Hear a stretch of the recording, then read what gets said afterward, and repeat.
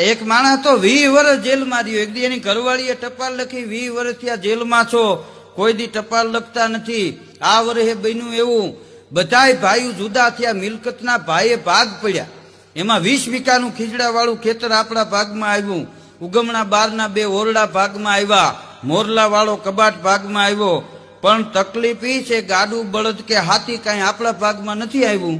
જેલમાં મજૂરી આપે, 500 રૂપિયા મોકલાવો, કોઈ ખેડૂને આપીને ખેતી કરાવી લો.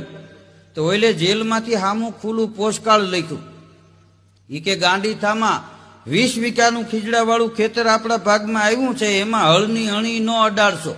મેં જેટલા વર્ષ ચોરીના ધંધા કર્યા, માલ મિલકત આવ્યું એ તમામ એમાં દાટ્યું છે. આ ખુલ્લું પોસ્ટકાર્ડ ટપાલી વાંચી ગયો, પોલીસ સ્ટેશને જાણ કરી, અને પોલીસ ખાતું આવ્યું તો આખું ખેતર ગોઠણ ગોઠણ ખોદી નાખ્યું. હા, ધ્રોખડીના ખેવડાના ગુંડા કાઢી નાખ્યા.